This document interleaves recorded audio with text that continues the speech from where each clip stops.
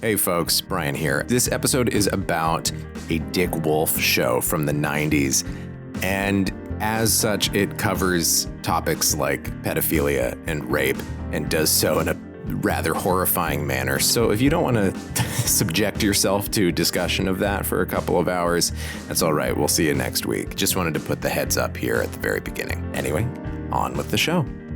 Any black person or Latino person you know who's alive in this era knows this show. It's the most, and I feel like nowadays that doesn't really happen anymore. Like every black show, I think white people are kind of aware of now, like Blackish and all this stuff. And you know, even before them with the Cosby Show and Good Times, like people knew. But Fox had this thing going on where they got really big off of black shows, and the top 3 shows were black shows, and they didn't want to just be like the black network. But it's crazy to think that the show had like 14 million. I mean, TV is so different now, like 14 million viewers, and that was considered like, hey, you need to step it up. Whereas now, like, shows be considered hits. Oh yeah, if you get 200,000. 14's like impossible to get now. Yeah, you can't even get that now, and that was danger zone back then. Now like a show is like 200,000 viewers, and it's like considered a smash hit. Watchmen had like by the end like 500,000, 400,000 viewers. Wow, I didn't know that. Oh Holy yeah, shit. it was not a hit. They lied and pretended that it was, but it was not a hit. They called it the Netflix model as well, I believe. Yeah, what was that thing with Squid Game where they were saying they didn't say how many people watched it? They said it generated like a certain number of value points for Netflix. Like they didn't even put like a real dollar amount on it. Sure.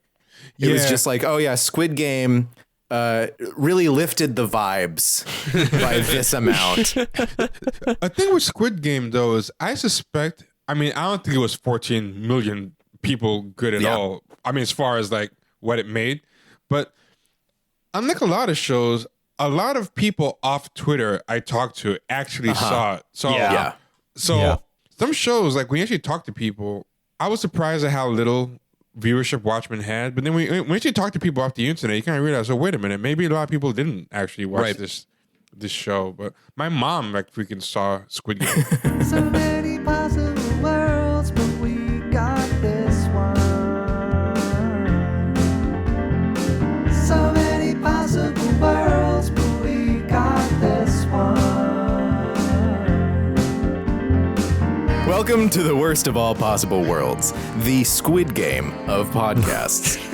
I'm the worst of all possible Brians. I'm the worst of all possible AJs. And I'm the worst of all possible Joshes. And joining us today, we have a friend of mine who runs the fantastic podcast Champagne Sharks. Trevor, why don't you go ahead and say hello? Hey, how's it going? Trevor Beaulieu. I have a podcast called Champagne Sharks. I don't want to say it's about race, but race kind of flows through all of it, but it's about a lot of things. Like it has like a lot of pop culture takes, a lot of regular political and cultural takes, but we always try to keep a lens on race and psychology going through it. It's found anywhere that you find podcasts. Also, we started a call-in show, as in it's on a new app called Call-In, but it's also literally a call-in show. So Cool. Unfortunately, it's only on iOS right now.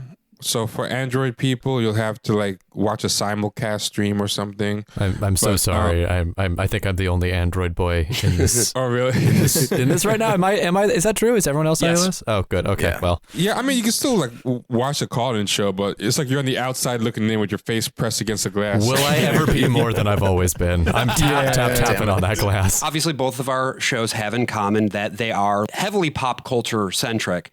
And I actually came on Champagne Sharks about, what was it, like a month and a half ago? Yeah. And we talked about the Broadway play, which is actually since closed, Thoughts of a Colored Man. And we sort of discussed what the play was, where it fits sort of into the current socio-political moment on Broadway. And then also you pitched to me the idea of coming on to our show and talking about New York Undercover.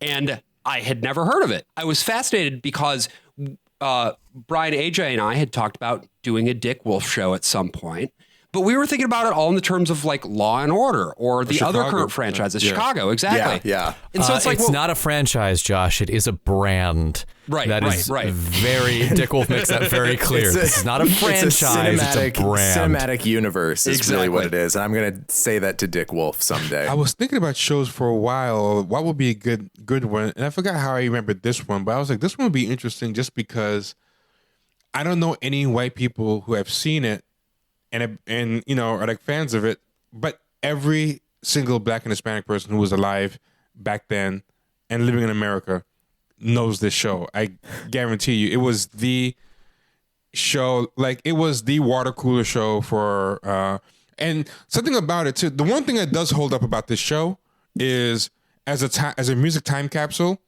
the music holds up.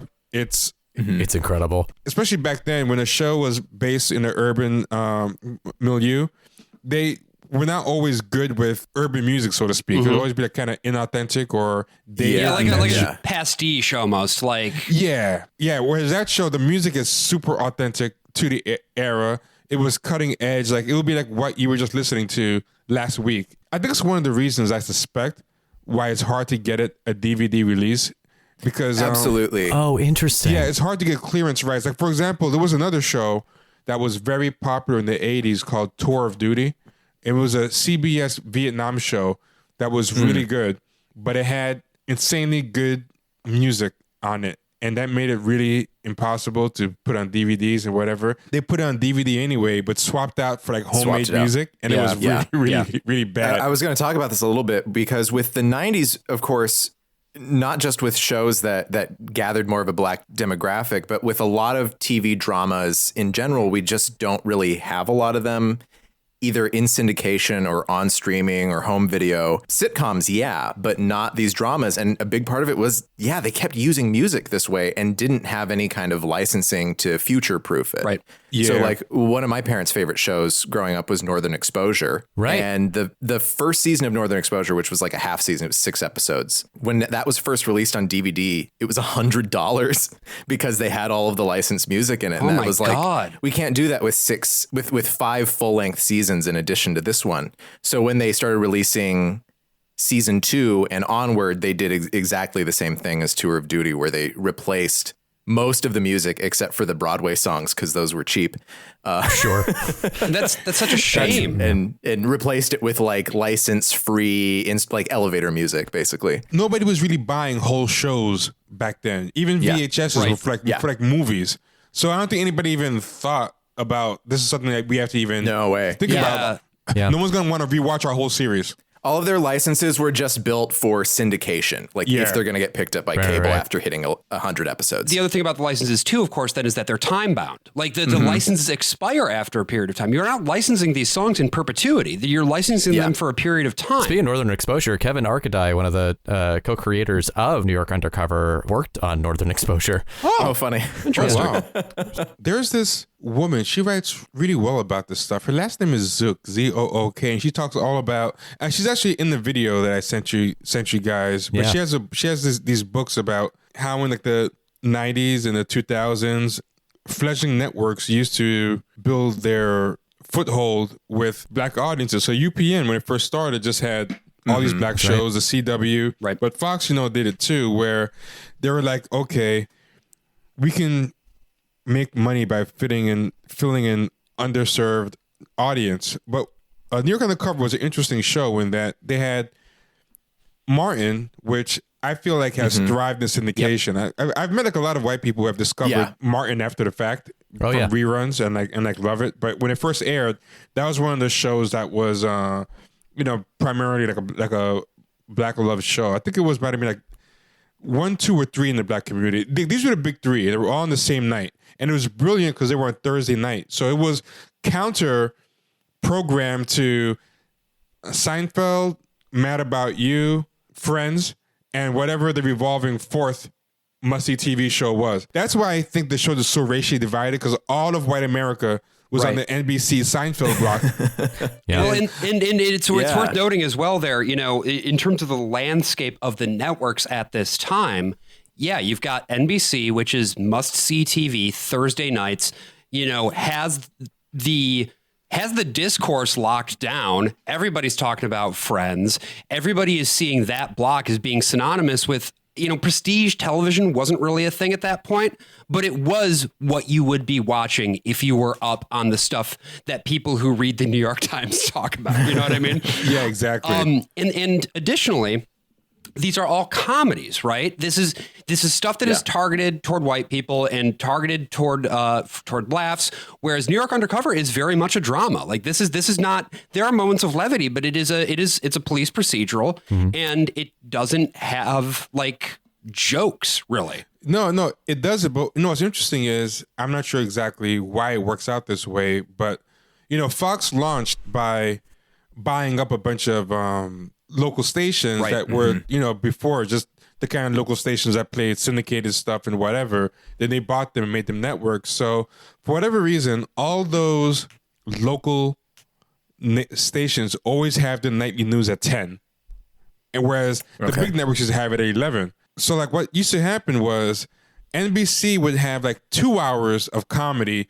Then 10 to 11 block used to, on Thursdays, was the drama. So it would be like the 4 sitcoms and then ER. And that was the Thursday night powerhouse.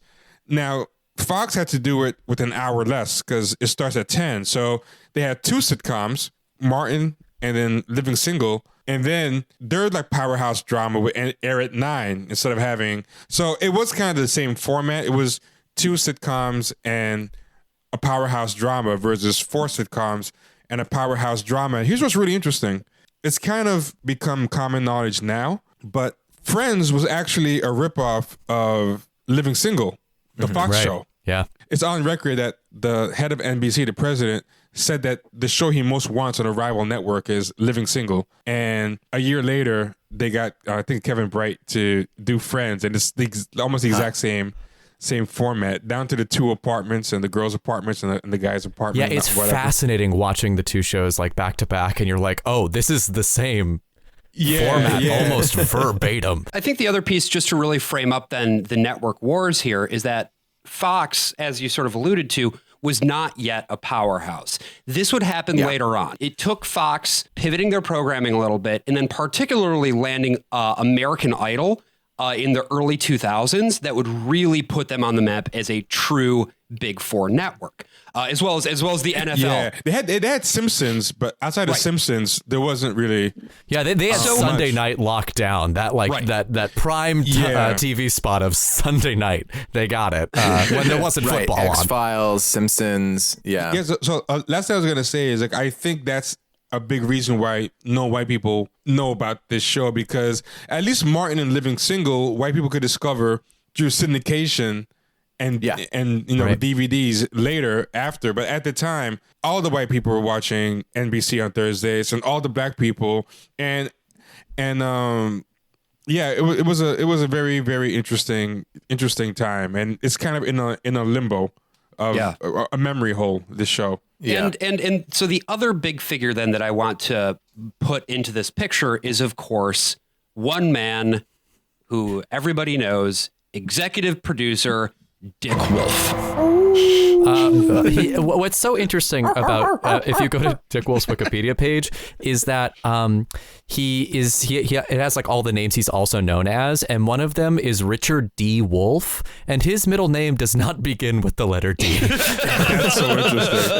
I mean, I feel like the whole Dick Wolf empire. I don't watch these shows that much because I just don't like them at all. It's this joyless like factory, which makes them actually really fun to work on, because I worked on an episode of Law and Order and I wasn't there more than 3 hours because everyone's just like, okay, let's just fucking get it done. Okay, shut the scene, go home. Yeah, it's a machine at this point. That's what it is, and he is more machine than man. Those shows are weird in that either you have the gene or programming in your brain that makes them click for you, or doesn't. And I feel like I've never met anyone who's halfway into those shows. Like everyone I know either just watches them religiously, or cause like I had a roommate that he could just sit at home and watch Law and Order repeats all day long.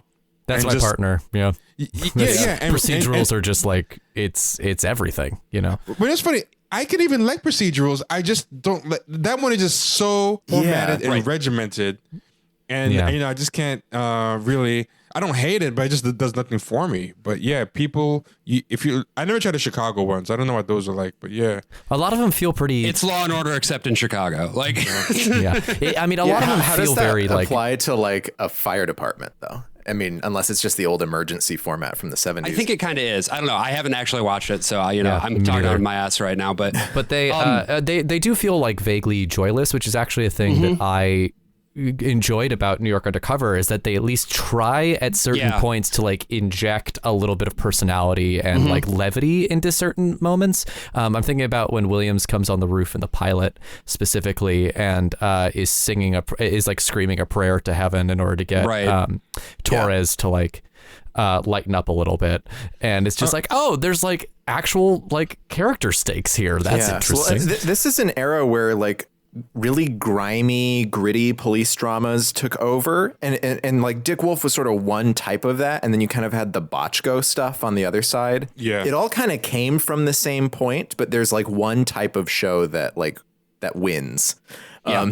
So like they made In the Heat of the Night into a movie. They made it from the movie into a TV show. There was Homicide: Life on the Street from David Simon, NYPD Blue, which just all the cops are just like snorting coke and like killing people in back alleys. And that show doesn't get enough credit for being proto prestige TV. Like that was very proto prestige TV. I mean, they even showed ass in the pilot, and I think they were the first like network show to say shit, or at least the first in that era, maybe after the 70s or something. But just to get the Dick Wolf thing out of the way here, so that we have the context. Just to get it out of my face. Get the Dick Wolf out of my face. I just want the Dick Wolf out of my face. Dick Wolf came up in advertising, and you can very much see that understanding of marketing. It is always first and foremost. He calls it the Dick art Wolf of production. the tiny, which I think is the funniest thing on the planet. Moved to LA, became a screenwriter, and really got his big TV exposure with working on Saint Elsewhere, as well as Hill Street Blues and Miami Vice. Yeah, Hill Street Blues. The critic Alan Sepinwall like traces like the start of prestige TV. Like what Iggy Pop is to like punk rock. He kind of starts with Hill Street Blues. As he is in the right rooms at the right place at the right time, and he gets the right connections to pitch a show that he originally wants to call Night and Day, realizes pretty quickly that that's a terrible name, and instead calls it Law and Order. And Law and Order first airs on NBC Network in 1990, and pretty quickly becomes a pretty big success. There's new ground being trod with Law and Order, because typically this type of show in the past like to focus on defense attorneys. Right. Perry Mason, Matlock, that one with Jimmy Stewart that lasted for like 6 episodes in the 70s. You have the wrongfully accused client, and then it's the responsibility of the defense attorney to find out not only why they're innocent, but who actually did it, serving the role of detective. Right. There was going to be a Law and Order for the defense, and then that just... That's right. I remember that. But he started out really wanting to do the opposite. He wanted something about prosecutors. He did not want... He was like, no, we want to get the fucking guilty people the first time around. I have a quote. None of this presumption of innocence shit. Yeah, no, I have a quote here from Dick Wolf in this recent interview where he was talking about the FBI and how he said that every FBI agent that you meet is exactly the kind of guy that you'd want them to be, because there are some real bad guys out there, and we gotta have someone to catch them. And another, I think, quote from Dick Wolf that I think is very informative about his work is, change has never been beneficial for a show. Wow. Wow. Wow. I mean, financially, he's kind of right. Yeah, no, he's not wrong. Yeah. It's interesting considering how much change got imposed onto this show, though. And I think it's part of the problem with the memory hole it's in, because Gen X, Black and Latino people are not really the kind of people who are today making obscure video essays on YouTube. I feel like that's the trivia. Like a 40-something-year-old Black or Latino person is not, on YouTube. Like, let me just make a 30-minute video about this thing with special effects. The two lead, the IMDb trivia thing was that the two leads asked for more money, and then Dick Wolf wrote in the first episode of season 3 where both their characters were killed off, and then they stepped back from wanting that raise. And then the detective Torres left at the end of season 3 and was replaced for season 4. But I wasn't sure if he, because there's varying things about whether he quit or was fired, depending on what you read. It's different. Like I heard a story, for example, that he didn't know that he got blown up. Like he filmed the scene where he turns on the car, and then he thinks he's driving away, and then they cut in the car exploding. That's incredible. There's different he just goes home at the end of the day. Well, that was a nice day of shooting, and then they're like, by the way, don't come back. We really spent a long time on me turning the key to the ignition, and that felt a little weird. But I mean, other than that, and you know what's just weird about the show too is that it was insanely popular, and they just wouldn't leave it alone. They just couldn't get over the fact that the show didn't have enough white people. Right. So from the beginning, and that's so fascinating too, considering Dick Wolf's whole maxim of the best way to have success is to just leave it alone. Because they had something successful. In a moment, we're going to pivot into talking about... Maybe this is where you learned it from. It could be, honestly. Yeah, to go from getting 14 million viewers to it flopping so bad, they didn't even air the final episode. Season 4, everybody left the show. It was so bad. Everybody bailed on the show and absolutely loathed it. Everyone was so upset with what it became. And it's maybe that scarred him. And he was like, he was one of the people that's really fighting with those actors all the time. Fox Network at the time, as we've noted, was a whole bunch of local networks that got bought up by News Corporation and turned into an actual network that was a little different, that was showing a little bit different programming.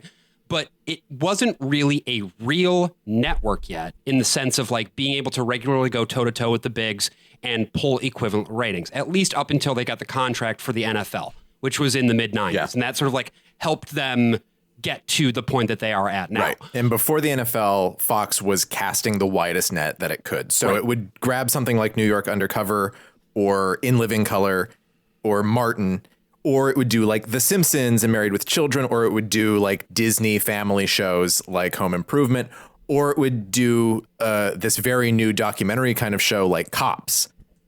And it threw all of them on the same network to see what was sticking. And, fascinating. Yeah, I guess I never really considered how wide the variety of Fox programming was. Right. Where NBC was pretty regimented in its programming, Fox was really kind of the Wild West. And having the opportunity then to get a Dick Wolf show. It's really two people that make the show what it is. It's Dick Wolf and Andre Harrell. And Andre Harrell's... He's kind of a perfect analog to the show in that he's somebody that is very, very well known in the black community, black entertainment, but wouldn't be on, a lot of white people's radar. But he's one of the early pioneers of hip hop music as a viable business. And his label was called Uptown Records. He died recently. I think it might have been 2 years ago.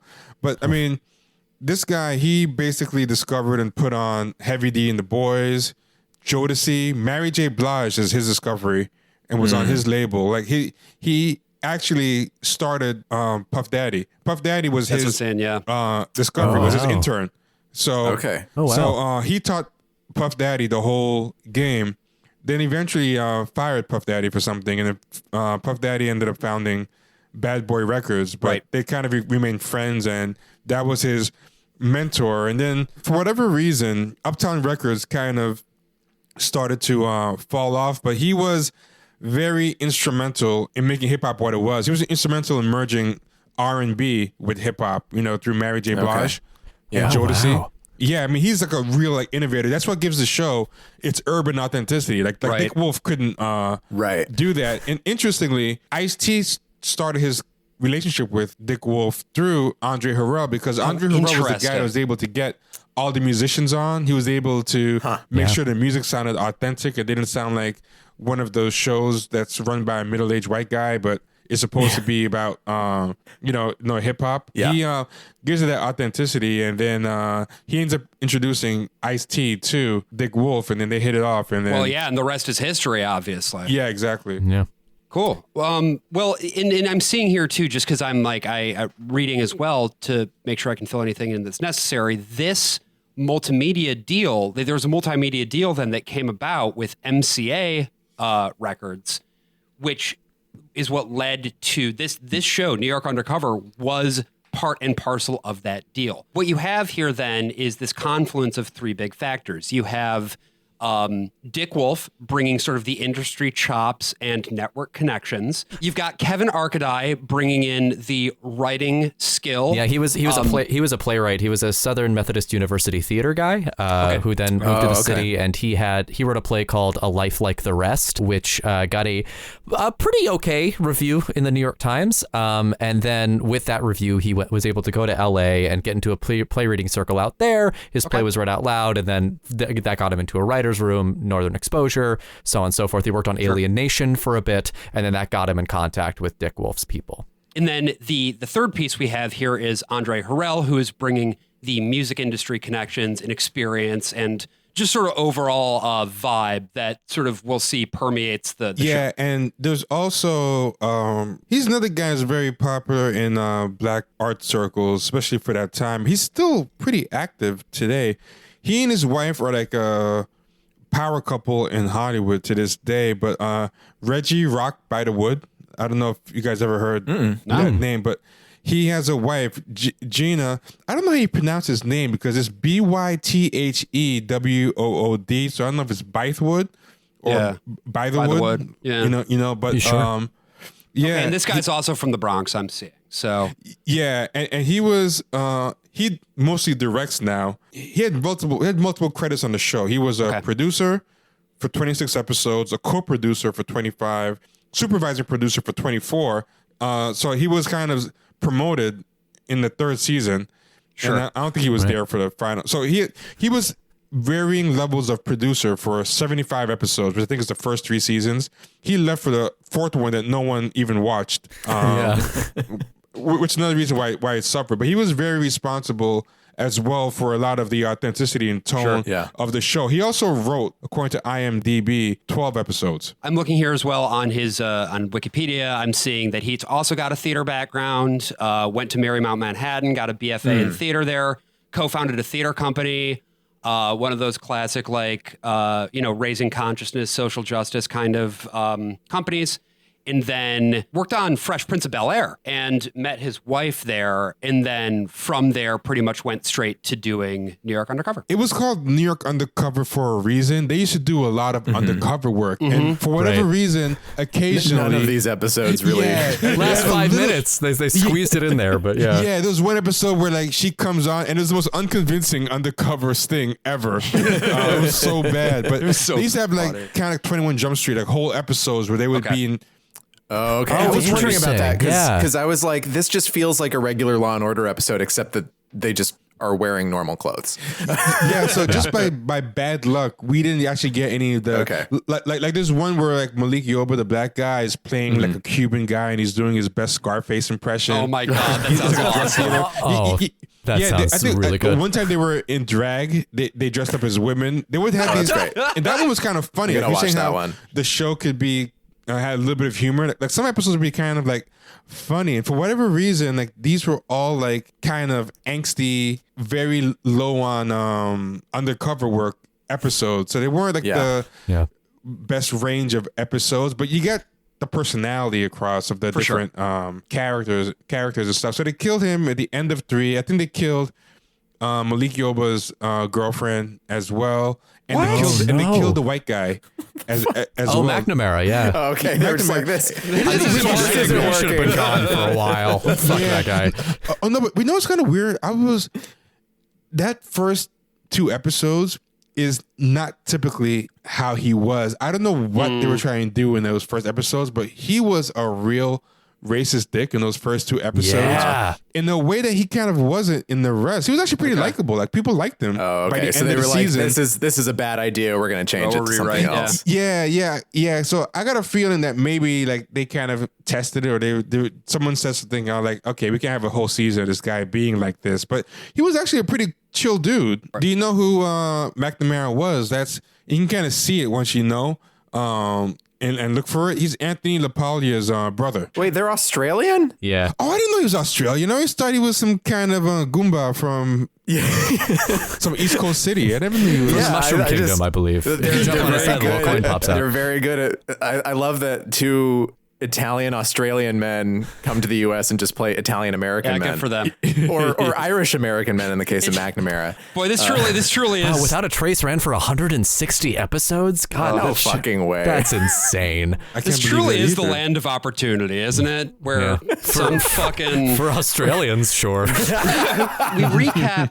we watched 4 episodes in advance of recording this. And so the first episode that we watched is called School Ties. Where we start here is there's this weird like 2-minute montage at the beginning of these girls who are just like going to the club and dancing with dudes. And Honestly, then we get the title card. I really dig the dialogueless montages that open, I think, every episode through the first 3 seasons. After that title card, we then are in the precinct, New York City's 4th precinct, and we see the lieutenant. Lieutenant Virginia Cooper, played by Patty D'Arbanville, who seems like they cast her because of some similarity that she has to Gillian Anderson. And as the show goes on, they're like, okay, you need to look more like her this season. Here's the thing about this lieutenant. She's tough, but fair. You know, she's good point. They're also in a precinct that I'm pretty sure was once a bank. There's this balcony where she's able to decry messages like a messenger in a Greek tragedy to the entire precinct. And something weird about that show too is, and I forgot this when I rewatched it, but they were really into trying to inject New York accents whenever they could. Oh, yeah. And a lot of them are comically bad, but hers is authentic. Everything I see her in, she talks with a very strong New York accent. So, or she's made one choice and stuck with it for her entire career. Yeah, exactly. She wasn't trying to get rid of it. She's kind of like Leah Remini, where she's like, "Hey, this is just take it or leave it." So, I got a feeling like some people they just hired because they have a New York accent, just put him in. If you don't have one, just fake it.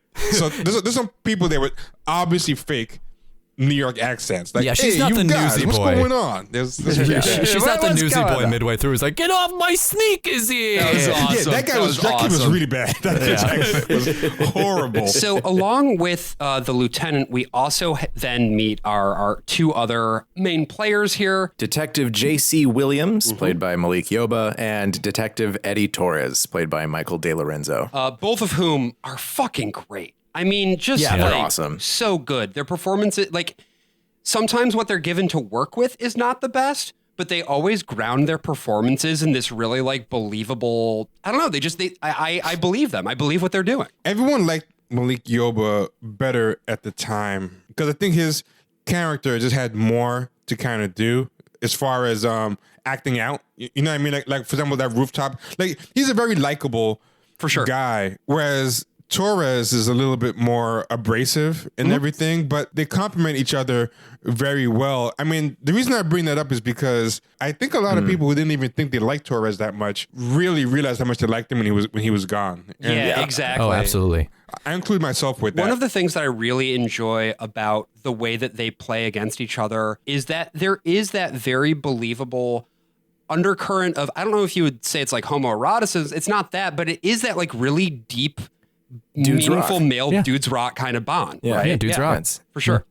So what's interesting about that is I was looking at it now and I was like, wow, there's something really homoerotic happening in this first episode. But younger, I was like so naive, none of it crossed my mind. And I feel like in this era of like Tumblr and slash picking everything to death. Oh God, yeah, there would be so much slash about them. To spot those things now, Right. And if that happened like today, they would be like a million slash fictions about the two of them. The whole idea of shipping had just started too on online message boards for the X-Files at this time. Oh, sure. At this point, a lady comes in. She's crying. She tells them that her daughter, who is in tow, was raped, and then at this point then. They bring the girl in to interrogate her. And her story is that she was at the club with her friend, met up with some guys. The guys took advantage of her. And she points to she remembers that they had these jerseys. She remembers what football team they were playing for. And Williams and Torres are like, we want to take this case because we think we can get to the bottom of it. Yeah. And, of course, the lieutenant being tough but also fair, lets them do an exception to the normal rule, which would put it in the hands of like a special victims unit kind of deal and have a female lead on. I mean, I think one of the most far-fetched things about all 4 episodes in a world of far-fetched things is that cops would care this much about a rape case, especially the rape of a Puerto Rican girl. They actually devote manpower to a single teenage Puerto Rican girl's rape, and anyone I know who has been raped and described going to the cops for it is just like a lot of indifference. Like, well, what do you want us to do? You want to put up something? Okay, right. He's a rape kid. And then they put it in the file cabinet and it's gone. But they don't ever think about it again. Yeah, and these guys are like agonizing over it. This also speaks to the dick wolfiness of this show, right? That these are these cops are the good guys. Yeah. They're the upholders of valor. And so what ends up happening next then is that they go off to investigate what the situation is. They go to the salon to meet the girl's friend who corroborates the story, although she didn't actually see what happened in the room. The guy at the salon is wearing a vest that looks like he skinned the Little Mermaid. And then they also go off to meet the football team. And at this point, they're like, look, honestly, we're not going to say what happened there, but I think that she wanted it, which is super fucking problematic.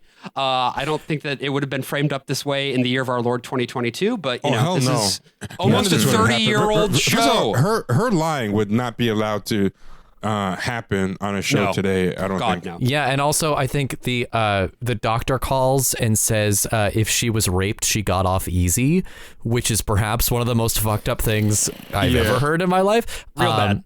I think the salon scene sort of demonstrates for me like the limitations of a gritty procedural with the line that Torres says to threaten the owner of the salon. I bet I can be a bigger jerk than you so fast you wouldn't even believe it, which is there's a certain level of like you can't achieve realism as long as you're saying lines like I bet I can be a bigger jerk than you. And I gotta say, to the actor's credit, he sold it as best as you possibly can. A line that lame. Yeah, he's great, but that line is terrible. So we cut back to the police station, and we get a little backstory on Torres and his mom. Got the results of the test back, and she definitely has breast cancer. I haven't seen mom in 6 years, he says to his sister who comes to deliver the news, and his sister says, we all know that. Which implies, which just was funny to me because it's like implying the audience also knew it. It's like she's just pointing the camera. We all know that, Torres. I was sort of baffled, I think, by the fact that both of them kept their gun holsters in their butts. And this was the first scene where you really get a good shot of Torres's. And I guess being undercover, you'd want to conceal your gun in a surprising way, but I wouldn't really choose to do one where it could possibly shoot me in the literal butthole. I think they're trying to be cool, and it just was not very practical. It did not make sense because they were trying to make them seem like they're cops, but they're hip hop cops. Yeah, so, exactly. They have to have like a little bit of swag. A lot of sleeveless shirts too that I just think were not working. It's so, and actually, that is something that I just love about this show is the costume design. Like it's such a time capsule. It's so fucking good. Yeah, rayon dress shirts. That was just a thing, and that's the material. I don't know what they even was. This shown to cause cancer or something. Like it just disappeared in a I very think it just suspicious came out way. of style. The color scheme on Torres' sister too, like those bright purples and just that very like bright popping color. Like I actually do genuinely miss that as a fashion thing. Like everything is much more muted. I mean, all of this is cyclical. Or just like seeing stuff on TV that had that kind of color in it too. Oh, Everything now is just like gray and crushed. And, Ozark, you can't even tell what's happening half the time. But I will say, in terms of what's coming up and what's cool again now, big colors and big splashy textures are back in a big way. You heard it here first from fashion guru Josh Borman. Well, it helps that so much stuff is shooting in Albuquerque too, so there's just a lot of color around in the scenery. I have noticed like on certain networks, especially like Netflix lately has had like a lot of saturation on. They're actually going too far the other way on some shows now where things look almost like video games. It's so everything's either desaturated and muted or it looks like video game Technicolor. It's just bizarre. The quarterback claims that she came on to him, like straight up. You know, this was not a situation where he forced himself on her, but she was basically seducing him. Torres flips his shit because, you know, he's upset. He identifies with this girl. They're both Puerto Rican. And meanwhile, Williams is empathizing with the quarterback. And then Williams goes up on the roof to meet Torres, and that's where they have that scene, which I think is actually one of the most interesting scenes in this episode. Absolutely. This is the one that we were talking about earlier. Williams comes up and is doing like this whole prayer to God kind of weird, like over the top performance thing. Torres is like, I don't fucking want, like, I'm stop your bullshit, please. Like, I'm in a mood and we need to take this seriously. And they sort of unpack, like, to what extent are they allowing their view of the facts to be colored by their own personal experience? And then we cut to them very deep in thought. Torres wandering the streets underneath a bridge with this very like sort of orchestral swell underneath him. And I'm like, if he starts breaking out into song, I will love this show for the rest of my life. And Cop rock too. And also like just the fact again that they care this much about one girl's rape. You know, it's the only thing they care about. Yeah. They've thrown. They don't even have anything else like on the docket. It's just this job and only this until it's solved. And also, while Torres is walking around, there's a scene where he just litters, which I don't know. I just find it funny. He gets really pissed. He just throws a sandwich in the street, and I feel like you wouldn't see that today either. Like, no, someone just randomly littering in Harlem. Anyway, next thing that happens is that Torres stakes out the salon. And follows the girl all the way down under the Manhattan Bridge overpass on the Manhattan side. And also that field there looks exactly the same. Follows her to that like softball, football field there. It's still there. And it still looks exactly the same. It's down there in Two Bridges. She has now gone to the football practice of the other team. And she is kissing the football player on the other team. And I wrote in big text, this storyline would not fly in 2022. Oh, no. Absolutely not. So fucking wild. No, the last time anyone ever got away with this plotline was season 3 of The Newsroom. And got away with is doing a lot of heavy lifting. I was going to say, did Aaron Sorkin get away with anything in The Newsroom? I'm not convinced. And you know, like it's the kind of thing that, you know, could happen, I suppose. Right. It's not even the fact that a girl would lie about a rape. For a reason like this, I thought was extra ridiculous. Like This plot makes no sense it makes whatsoever. No sense. Like, for example, if it was something like, you know, she had a very strict Christian father or something, and maybe there was a racial difference too. Oh, sure. You know, you were making some kind of like maybe Emmett Till type of case or something like that, but just to help a bookie throw a game. Just to throw a football game. Just to throw a football game. God, the amount that the bookie had she to has be like... a lot of money riding on this. Her bookie is really on it. Well, it's just like, you think about it this way, like, here's the bookie's plan, right? I'm going to rig this football game. How am I going to rig this football game? Well, this teenager owes me a shit ton of money. A teenager who works at my hair salon. I'm going to have her go and hang out with the opposing team and then lie about being raped so that team will be thrown in jail so my team will win. Like but also follow through on the sex. Like not just be in the room and disappear. Like she has to get done by the guy. and really so many things have to go right. So many dominoes have to fall. She's very method in her acting. Like yes. yeah, it's just very, very bizarre. Like I thought, okay, because I didn't remember the episode because it's been so long. I thought if she turns out to be a liar, I wonder if it's going to be because she has an abusive dad at home, or maybe she has like some kind of crazy boyfriend or something. That has still been politically incorrect, but at least kind of plausible. But I was not expecting. I was in really heavy to a bookie. Yeah.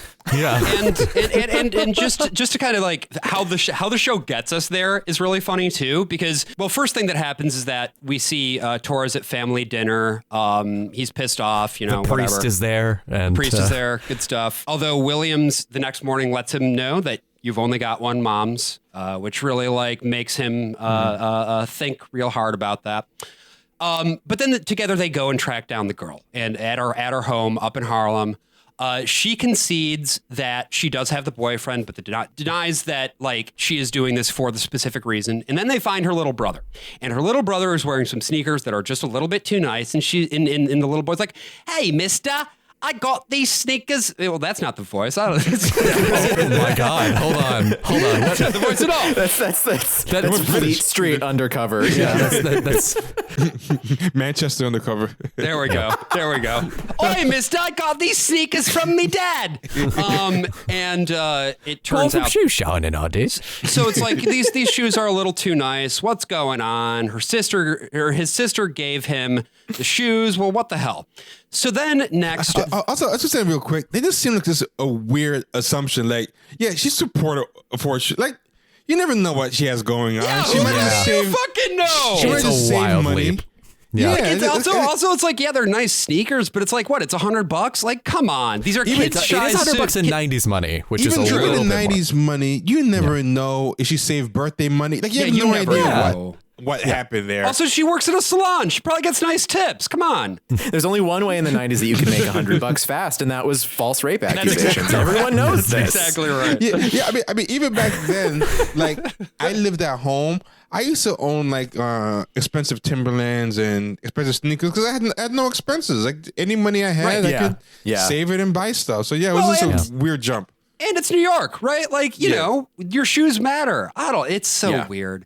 Anyway, next up, they go meet Williams' informant, who's a guy doing the classic selling AV equipment out of the back of a truck. I think it's a character you don't really see anymore. Like the guy who's just a low guy on the totem pole, but somehow Just a little guy. knows everything. Knows everything. He just somehow just knows what like the guy at the top of the food chain is doing. Like, And I feel like we should bring that back. Like it's just the guy with the folding table who sells like phone chargers. Yeah. You know what? Tony Shalhoub needs work, so let's put him back. He's got nasal. He's fine. He's doing 3-card money or selling phone chargers. But if you ask him, so the head of the cartel, this is what he has going on. Oh yeah, I saw him last week. So, and who can be bought for like $20 too. Like not only everyone trusts him with all their information, he gives it pretty much freely. I'm in a book club with the largest cocaine dealer in Dumbo. Let's go. So Williams' informant lets them know that there's a bookie who's taking bets on the game. And really from here on out, it unfolds more or less the way that you would expect. Well, actually, no, that's not true at all. What am I saying? No, it doesn't. We got to go undercover, Josh. Because the plan that they come up with then is to entrapment. Get to the bookie is wild. I mean, first of all, the message of the episode is under no circumstances believe women. Right. The second thing is that they want to entrap because they don't know about the bookie at first. And in order to find this out, they have to use Lieutenant Cooper. They make her go undercover, which is strange on a show called New York Undercover that you don't have your two leads actually ever go undercover. You have and also, Lieutenant. doesn't it seem like they're doing the pilot and they're like, wait a minute, we should probably have something undercover in the pilot of all episodes. For sure. I even watched the other episode that gets labeled the pilot, which is either the second episode or the episode that aired first, and then this one. Anyway, I watched that one, which was about a car theft ring. They don't go undercover for any point in that episode either. So like the first 2 episodes of the show out of the gate, they're just like, No. Oops. We're just doing Law and Order again. But they so Lieutenant Cooper dresses up as a tabloid reporter, I guess, in order to get the 16-year-old to admit on camera that she lied about the rape. I think they call something like a primal affair or whatever. And at the time, a current affair, the Maury Povich version was like a big show. So they're kind of trying to spoof or, portray that kind of show. Right. She gets her to basically admit to the whole thing, but then tell the story about the bookie, how she was like, he would kill me if I didn't do it. Right. So they just confront him in the salon, and he throws Kool-Aid at them.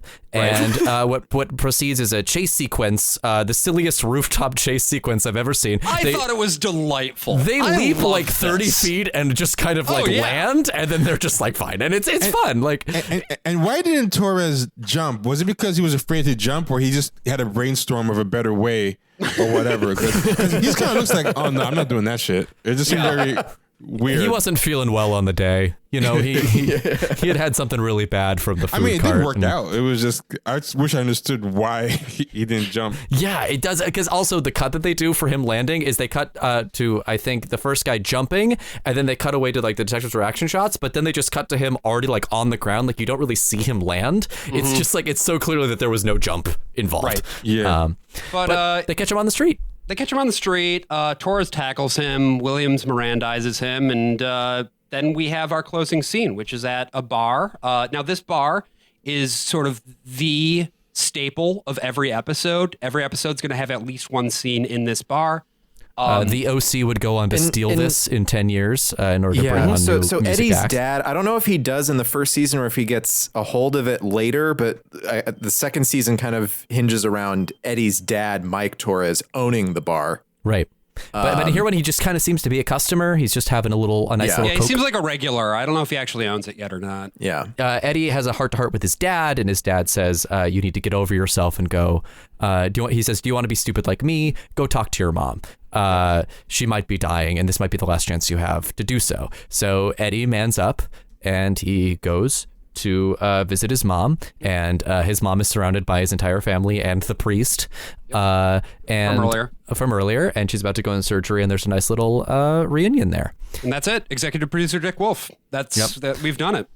Yeah, the next one to me is the batshit craziest one. Yes. That's the one. Underground. I am so happy that I picked this one because I remember reading the synopsis and being like, we've got to do this one. It's the perfect Dick Wolf ripped from the headlines schlock. Like most Dick Wolf shows, it's just like, I don't know, someone died. Let's go through the steps. And then every once in a while, inspiration strikes the writing room, and you get some of the worst shit you've ever seen in your fucking life. One of the problems I had with SVU, which I don't like, is I feel like it's really trying to use titillation and sensationalism and disguise it as concern and commentary. And this is that, but worse. Because they're clearly trying to dangle. When's she gonna get raped? Come on, is it gonna happen? Yeah. And they could have. I'm not against them depicting child rape as far as addressing that it happens and building a story around it. But they're clearly trying to get you anticipating and drooling for it. It's so creepy. Yeah, creepy. But also give you license to feel like you're on the moral side of it, because he gets his comeuppance. So it's like, I feel like what it's doing for the audience is, okay, you get to enjoy this titillating, creepy little fantasy, but also you get to feel like a good person because you can cheer the person. And so it was very just weird. Why did they show the pictures? So that to me is so gross. So let's start with the beginning of this episode. Yeah. Because the opening itself has its own kind of insanity. I burst out laughing because it's another montage. It's stuff happening. It's kind of different from the Law and Order format where it's like a scene right before someone gets attacked or killed. Right. Yeah. It's a montage of something going on before you get to the opening. And so it's like this girl, she's talking to someone on one of those weird 90s computer things that they come up with because they don't want to show Windows. She's still using a command prompt based user interface in 1995 or And so whatever. yeah, so she's talking to this guy This is on a like young girl. Usenet. This is a teenage girl who's just put And on she's some going lipstick. to school. She's coming back home. She's Right. on the computer. You Right. see her taking some like nice portrait studio photos where it's like it could be something at the mall or something like that. Right. And Real then you Sears portrait studio hours over here. Then you see her step out of the house, and then you see someone just throw a trash bag into a dumpster with her hand hanging out of it. It was the most abrupt. Wait, what was that? I don't understand what that was. It was another that was- case. It was It was the like. Oh, was it? Oh, the Yeah, because it was the like other a girl. different girl. It's Yeah, the it was other a different girl. And we'll get there, but yeah. It was so. but it was just that was the fake out. It's like, and also, But it also made no sense because was he overlapping? Like he was still. Yeah, because it made it look like it was that girl who had just But been they're doing a thrown in fake the out. And they dumpster. do these fake outs in these Yeah. shows a But, lot. but even the fake out, that would mean that he was still disposing of the other girl when he was working on this girl. I which think it seemed was a like different guy as well. I think it was a different perp. Was it a different guy? Oh, No, fuck, I don't have to know. Go back and look at it. Anyway- it's hard to tell because we couldn't see faces on any of the That's long true shots. because But anyway, this is the episode Digital Underground. This is a season 2 episode. So at this point, we've had some experience with these characters, and after the opening credits, naturally Torres and Williams are on the case. And here's the thing: the girl that is now missing is the lieutenant's daughter. yeah. So the stakes could not be Stakes are more very, very high. muddled. Because they spend a lot of time in this episode being like, oh, we have to get the lieutenant's daughter back, and then just a lot of time just chilling. Right. Like it seems like so important, and also like, I mean, we'll find her eventually. Right. It's So it sweeps. Torres and Williams immediately go to the lieutenant's house. She has a computer. The girl has the lieutenant's daughter has a computer in her bedroom. And she's been on American Link Up, which is definitely not AOL. I'm glad you wrote it down, Josh, because I was like, it was something. It was funny. so funny to me. It's the precursor to LinkedIn. Exactly, She was exactly. looking for jobs. And there's pedophiles out there on the internet. That's all there is on the internet. It's just a bunch of pedophiles. And you know how you and we can have tell to they're remember- pedophiles is if they tuck their shirt into their pants. That's right, AJ. So this is 1995. Right. So this is pretty novel as far It as is. the like, hey, the internet thing. There's pedophiles out Have there. you ever noticed how synonymous on TV?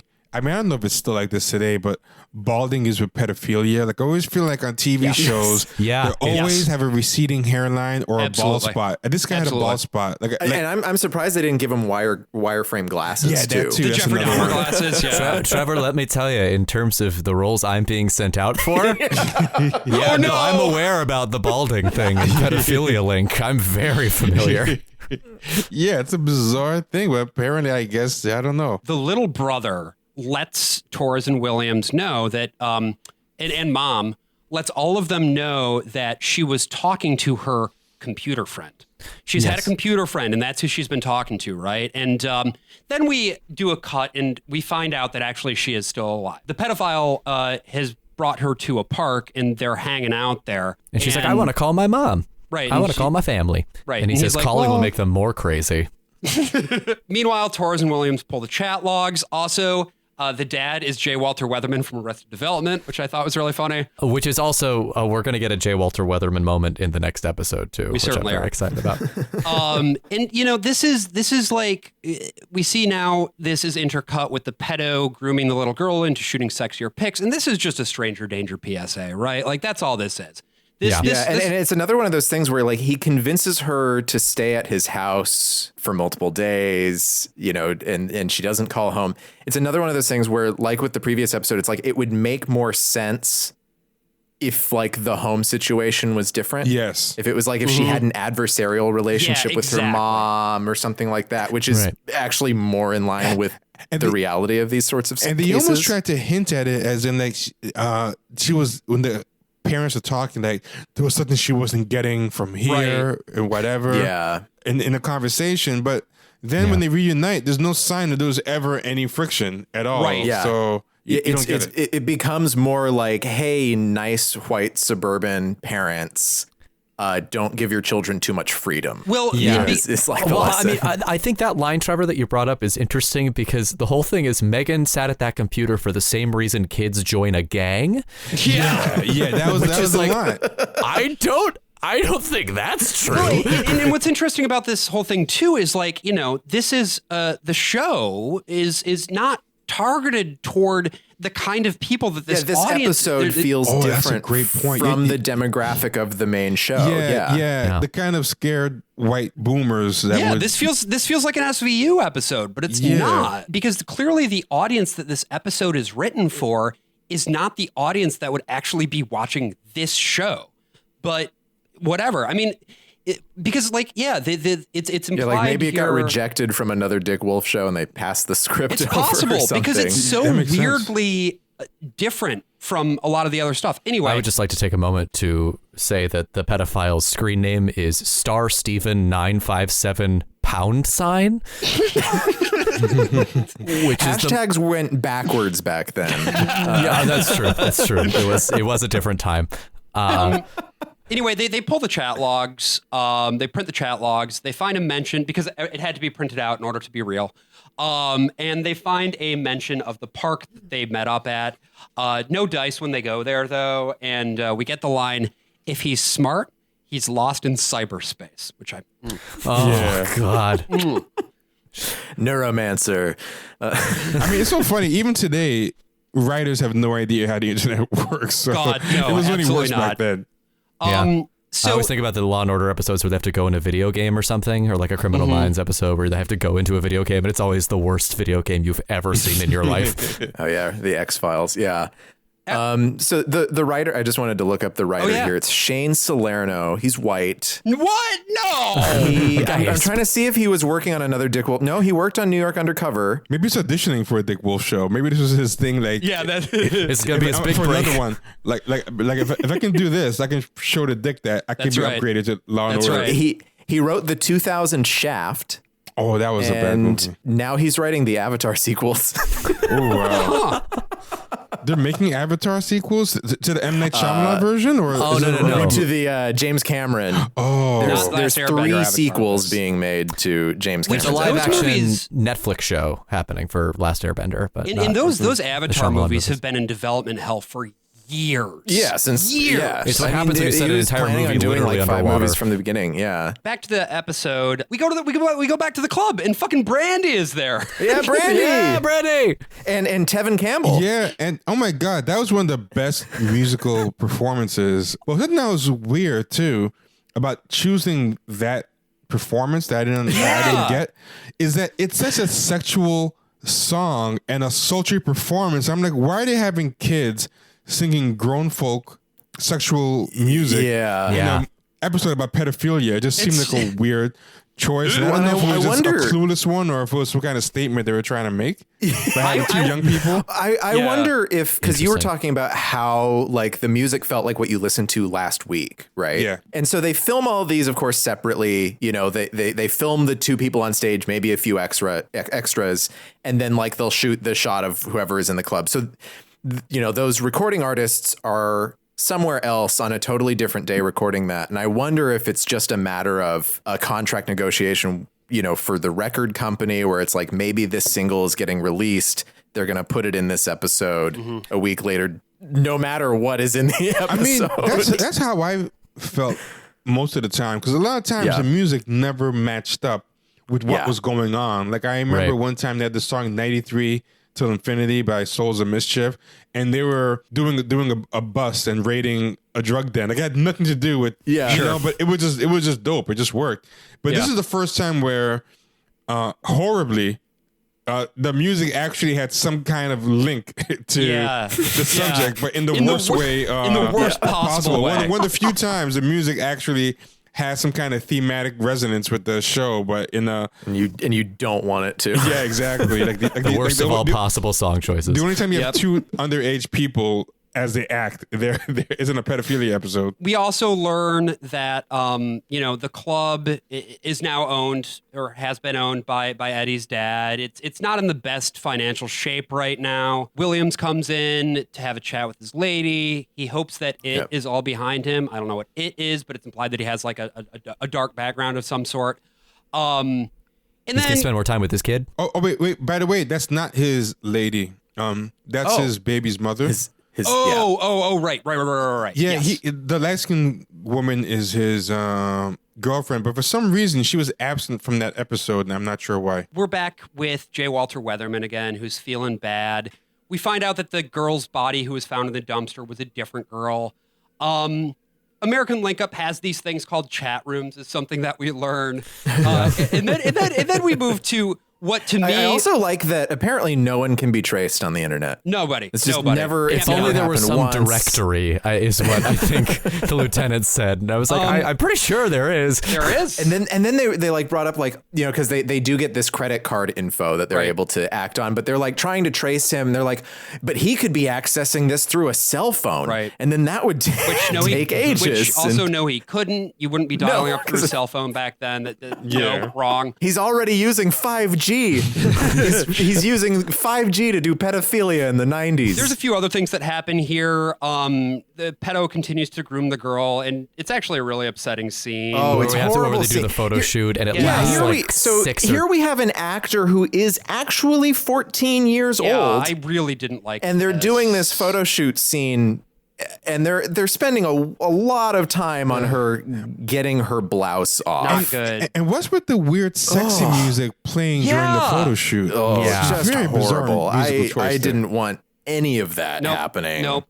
So many ways you could have done that without actually feeling like you were taking advantage of a child. And this one, I feel like they wanted to like titillate like perverts Absolutely. or something. I think you're Absolutely. right. Absolutely. And so from here, Williams and Torres track down the person with the credit card, but it turns out that, the pedo had just stolen this guy's credit card. This is just some guy who is he's doing just like, well, I was fixing to get a computer someday. yeah, but whatever. Williams is then doing bonding time with his son. He says, "Come on now." And he sounds just like Baby Billy from Regis Gemstone. He's like, "Come on now, come on now." It's very funny to me because I was like, oh, we're spending so much time watching this rollerblading happen, and then when his son actually got it, I was like, yay! Yeah, Like, I was actually like, you did it, buddy. These scenes are nice, and I watched a couple of other episodes besides what we had on the list, and I was like, the character stuff is actually pretty good. Yes. And Yeah. I would totally be into a show that actually spends time on it instead of kind of being like, well, we got to put in one scene. Well, and you could. Well, I'm so interested you tried other episodes because I was thinking like these were just such a bad selection. It was only like two others, and I didn't really like them, but but the like family scenes, the actual relationships that the characters had, I thought was like, oh, there's something here. Yeah, the character work was better than the actual plots most of the time. Yeah. So then from here on out, it more or less unfolds the way that you would expect. They're able to sting a couple people in a chat room, one of whom is Allison Janney, and they bring her in. I didn't understand that. Like, what were they doing? Were they pedophiles themselves? Or did Yeah, they Yeah, so they were just people who were sharing child pornography. Oh, So like this guy who was taking these photos was sending them to other people who were then sharing them among their communities. And apparently it's only a misdemeanor at this time. Yeah. Yeah, No. I To guess. be distributing Which those it's materials? definitely not. It's Not definitely anymore. not. It Yeah, never no. would be. This would always be a felony. This would always be a federal felony because you are using infrastructure that's transferring across state lines. I'm honestly not sure what. Well, it's also Allison Janney just being so blasé about child pornography and awesome, saying dude. variety's It's the so spice funny. of life. Am I right? And I'm like, that's I actually remembered something. I remember it being good. Ice-T played an ongoing villain that became like a nemesis, like a drug kingpin. Oh, that sounds great. oh, that sounds actually. amazing. Yeah, and I wish I remembered because he actually sets up a ongoing trick where he uses and he kidnaps, I think, William's son, and he becomes like a bona fide like foil that they build up over multiple seasons. He was a chemistry whiz called Danny Up. And he kills JC's pregnant fiance. Holy and then shit. they have a bitter like blood feud for like a couple of seasons Wow. that ends up with him sending a double agent to get into William's good graces and then betray him to Danny up later. It was kind of the closest they had to like an ongoing, interesting kind of plot instead of a one-off, like a extended storyline. Well, and in this one, it kind of felt like Giancarlo Esposito was part of some sort of larger plot too, involving the club or something. Yeah, he was.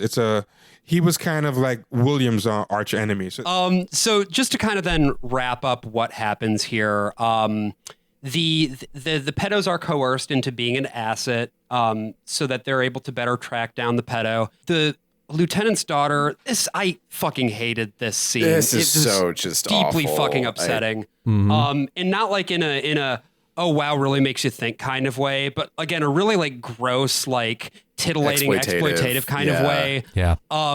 She gives the pedo a little kiss on the cheek, and then he fucking goes for it. And then we see her taking a shower and just feeling bad about herself in a way that is also really felt gross and like sexualizing of a minor. Yeah. Not a fan. It was just weird. Like we need to see all that exposed shoulder and back. It's also very different, I thought, from how something like SVU often treats the situation, which is like you will hear them talking about it in a way that is very like detached and academic, even if they go into explicit detail, but you won't see the thing happening. Yeah. In that way, I don't know, man. Anyway, Yeah, because SVU kind of, it's following the murder mystery format, right? Where it's always just like the death happens just off screen, and then people recreate it, verbally. they're piecing it together. They're piecing together what happened, whereas here we have to see it, and I did not like it. Yeah. And they need to see it, and also it, as usual, felt. I mean, they didn't need to take that long to have her get raped. No. First off, they need to have her get raped on screen, but they need to take that long. And I felt like They didn't need to have her get raped, period. Yeah, they didn't have her get raped, period. But they also didn't need to do it on screen. There's three things they need to have her get raped. Number one. Number two, they need to have it on screen. Yeah. Number three, they didn't need to make you just wait on the edge of your seat. Like, I know it's gonna happen. Will they get there in time? Whatever. And they're playing will they, won't they cliffhanger with. Yes. Is she going to get raped? Which is Really tacky not enough cool. on its own. Yes. But then to actually give a payoff, and I say that in like scare quotes, where she does get raped is even worse. It's just a really tacky episode. It's also like it makes me really worried that it was so highly rated at IMDb that that and then not perhaps for the reasons. I can go and check and see, because I mean highly rated might mean that like 12 people. Right. Yeah, 18 ratings. Right. There are 18 ratings on this And episode. But also context wise, I mean, even though it's like a while after, I mean, the vibe of Bernard Getz / Death Wish / that vigilante thing. Yeah. People used to really like that. Like people used to like a lot of the wife and daughter getting raped and killed so that we can not get really mad at the person and watch them die. Well, that was a very popular. And that's what ends up happening here, right? Is, the girl's able It to really escape. is just Death Wish. Yeah, it's Death Wish. The girl's able to escape. She whacks him over the head with a wine bottle and escapes and comes back to her mom and dad. But there isn't enough evidence to convict the guy based on the results of the rape kit examination. And so, which also that whole conversation... It doesn't make any sense. You have entire conversations. Like you have physical evidence. Whatever, dude. And she knows where he lives, and there's too much physical evidence there, and it's what's called a strict liability crime, where a child cannot consent, and all the circumstantial evidence. It doesn't matter. It doesn't matter. There's enough there to nail the guy. But they go back to Williams and Torres, then go back to the apartment. The perp's already gone, and so then they set up another nice, like, multifaceted, various people staked out undercover bust, which is set to an original, extremely cheesy rap song called Computer Love. Not that Computer Love. Yeah. That would have been fucking awesome. This was like educational, socially conscious God, rap. It was so funny. Yeah. Now, if it was Computer Love by Zapp and Roger, I'd be all over it. But sadly, it was not. Chase sequence in the park. Guy gets in his car and peels out. Well, first, again, he does pick up a child and then immediately put her down again. As if I'm like, okay, so he's picking her up so like, they won't shoot him. Like, he has a shield, but then he's got to throw her or something. Yeah, but immediately he just sets her back down and then keeps running. Like it seems like the most unnecessary. It sounds like it was written for the episode. It was also written. It was written. It's written from the perspective of the pedophile. The pedophile is the one rapping. Yes. Hold on, I have it queued up. I can play it into the episode. I doubt there's any copyright issues anywhere with this song. We can, So.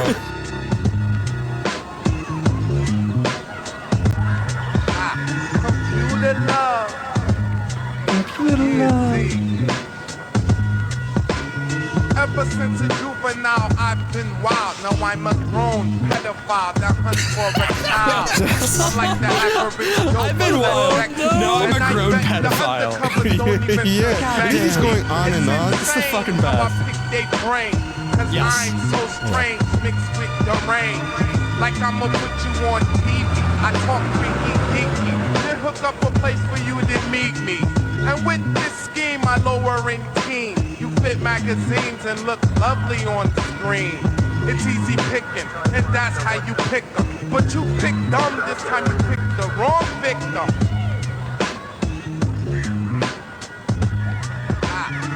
Computer love.